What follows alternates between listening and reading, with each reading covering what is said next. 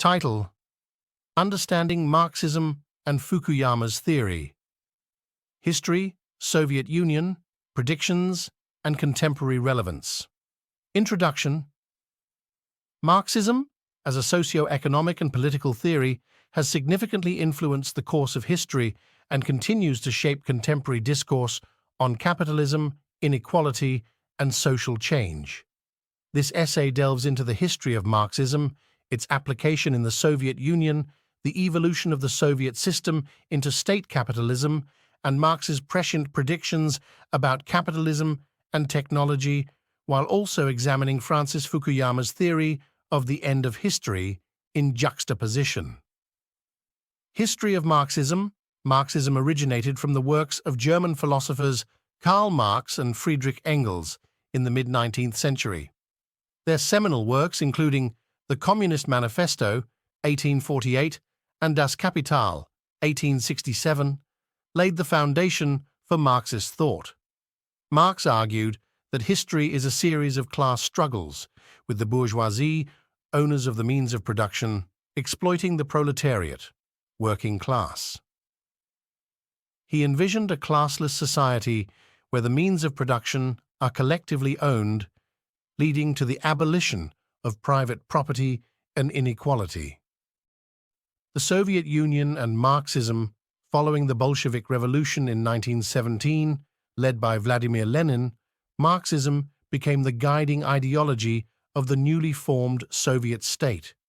Lenin adapted Marx's ideas to the Russian context, advocating for a vanguard party to lead the proletariat in overthrowing the bourgeoisie.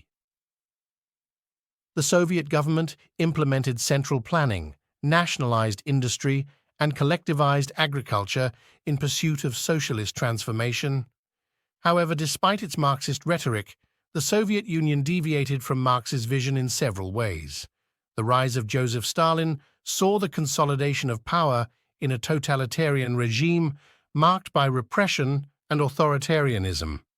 The Soviet economy, while nominally socialist, exhibited characteristics of state capitalism, where the state controlled the means of production but operated in a hierarchical and profit-driven manner. State capitalism in the Soviet Union. State capitalism refers to an economic system where the state, rather than private individuals or corporations, controls the means of production. In the Soviet Union, the state bureaucracy assumed the role of the bourgeoisie, managing enterprises and allocating resources. While workers nominally owned the means of production, they had little control over decision-making, and inequality persisted. The Soviet Union's transition into state capitalism was marked by inefficiency, corruption, and stagnation. Central planning led to overproduction of some goods and shortages of others, while bureaucratic red tape stifled innovation and entrepreneurship. The lack of market mechanisms and incentives contributed to economic inefficiency and decline. Predictions of Marx.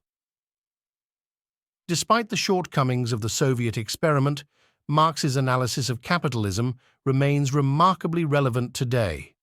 Marx made several predictions about the inherent contradictions and vulnerabilities of capitalism, many of which have been borne out by historical developments. 1. Cyclical crises. Marx argued that capitalism is prone to periodic crises of overproduction and underconsumption. Indeed, the global financial crises of the 20th and 21st centuries, including the Great Depression and the 2008 financial crisis, demonstrate capitalism's inherent instability. 2. Growing inequality. Marx predicted that capitalism would lead to widening inequality between the bourgeoisie and the proletariat. In the contemporary era, we see unprecedented levels of wealth concentration among the global elite, exacerbating social tensions and fueling demands for redistribution. 3. Alienation of labor.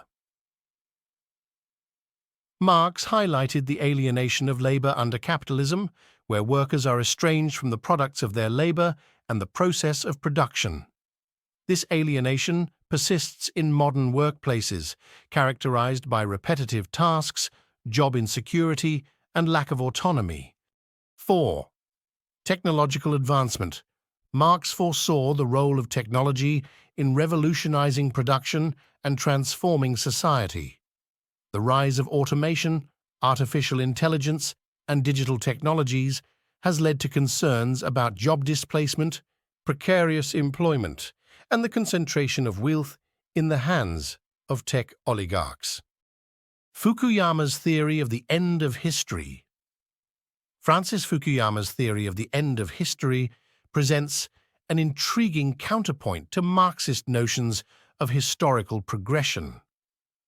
Fukuyama's thesis, articulated in his influential essay The End of History, 1989, and later expanded into a book titled The End of History and the Last Man, 1992, posits that, with the triumph of liberal democracy and capitalism, humanity has reached the endpoint of ideological evolution.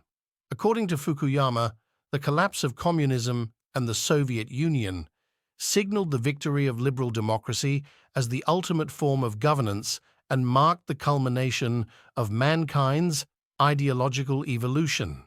Fukuyama draws inspiration from Hegelian philosophy, particularly Hegel's concept of the end of history, as the fulfillment of human consciousness and the realization of freedom through the progression of societies. He argues that liberal democracy, with its emphasis on individual rights, rule of law, and market-based economies, represents the highest stage of political and socio-economic development. In Fukuyama's view, liberal democracy provides a framework for resolving conflicts and satisfying human desires for recognition and self-expression. The collapse of communism in the late 20th century seemed to validate Fukuyama's thesis, as liberal democracy emerged as the dominant political and economic system across much of the world. The spread of globalization, free markets, and democratic institutions appeared to herald a new era of peace, prosperity, and universal values. However, Fukuyama's theory has faced criticism and scrutiny from various quarters. Critics argue that Fukuyama's conception of history as linear progress overlooks the complexities of social change and the persistence of ideological contestation. Moreover, events such as the rise of authoritarian regimes, populist backlash against globalization, and the erosion of democratic norms challenge Fukuyama's assertion of the permanence of liberal democracy. Furthermore, Fukuyama's vision of the end of history has been criticized for its Eurocentric bias and disregard for alternative cultural and political traditions. Critics argue that Fukuyama's framework fails to account for non-Western perspectives and the diversity of human experiences.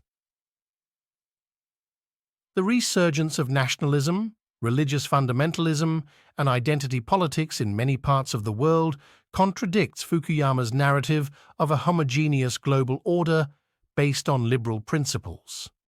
Despite these criticisms, Fukuyama's theory raises important questions about the nature of political development and the trajectory of human societies.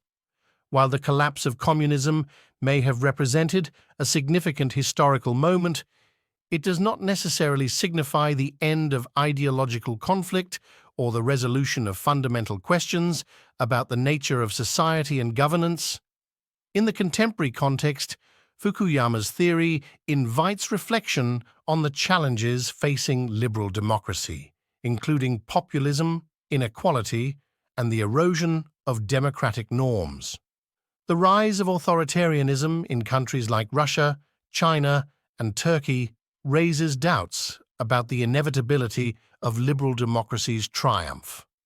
Moreover, global crises such as climate change, pandemics, and technological disruption underscore the need for collective action and international cooperation beyond the confines of liberal democratic principles.